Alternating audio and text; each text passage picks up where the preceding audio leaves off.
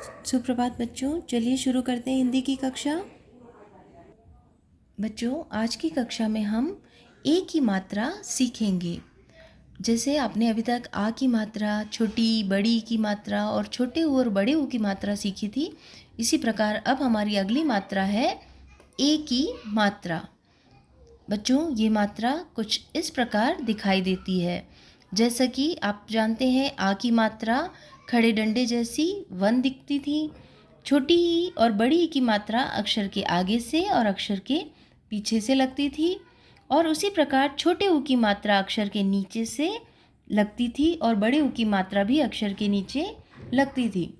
इसी प्रकार अब हम देखेंगे कि ये ए की मात्रा अक्षर के ऊपर लगती है, और जिस शब्द के साथ ये जुड़ती है उसका उच्चारण हमें ए के साथ करना होता है।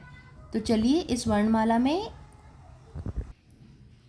ए की मात्रा लगाकर हम देखेंगे कि इन शब्दों का उच्चारण किस प्रकार करना है और की मात्रा इन पर किस प्रकार लगती है। सबसे पहले हम क में ए की मात्रा लगाएंगे, जो कि इस प्रकार लगेगी। क में ए की मात्रा के। इसी प्रकार ख में ए की मात्रा खे। फिर हम ग में ए की मात्रा लगाएंगे तो बनेगा गे, और घ में ए की मात्रा घे। इसी प्रकार देखेंगे, च में ए की मात्रा जुड़ी तो चे, और छ में ए की मात्रा जुड़ी तो छे, और ज में ए की मात्रा जुड़ी तो जे। इसी प्रकार झ में ए की मात्रा लगाई तो झे सुनाई देता है।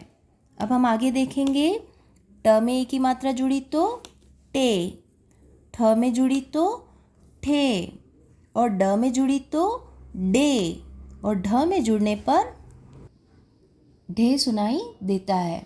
बच्चों, जैसा कि मैंने बताया है, अंग, अण, इय इन वर्णों में आप मात्राएं बड़ी क्लासों में लगाना सीखेंगे। आइए अब हम आगे देखते हैं। त में ए की मात्रा ते, थ में ए की मात्रा थे, और द में ए की मात्रा दे, और इसी प्रकार ध में ए की मात्रा जुड़ी तो धे सुनाई देता है। इसी प्रकार न में ए की मात्रा ने। फिर हम देखेंगे, प में ए की मात्रा पे, फ में ए की मात्रा जुड़ी तो फे, ब में ए की मात्रा जुड़ी तो बे, भ में ए की मात्रा जुड़ी तो भे, और म में ए की मात्रा जुड़ने पर मे का उच्चारण हमें करना होता है। इसी प्रकार बच्चों, य में ए की मात्रा ये, और र में ए की मात्रा जुड़ी तो रे, ल में ए की मात्रा जुड़ने पर ले, और व में ए की मात्रा जुड़ने पर वे, और श में ए की मात्रा जुड़ने पर शे सुनाई देगा। बच्चों, अब हम आगे देखेंगे, श में ए की मात्रा जुड़ी तो शे, और स में ए की मात्रा जुड़ी तो से। इसी प्रकार ह में ए की मात्रा जुड़ी तो हे, और क्ष में ए की मात्रा जुड़ी तो क्षे सुनाई देगा। अब हम देखेंगे, त्र में ए की मात्रा त्रे, और ज्ञ में ए की मात्रा गे, और आखिर में श्र में ए की मात्रा जुड़ने पर श्रे सुनाई देता है। बच्चों, आप भी इसी प्रकार इस वर्णमाला में ए की मात्रा लगाकर इसे लिखने और पढ़ने का प्रयास करेंगे। धन्यवाद।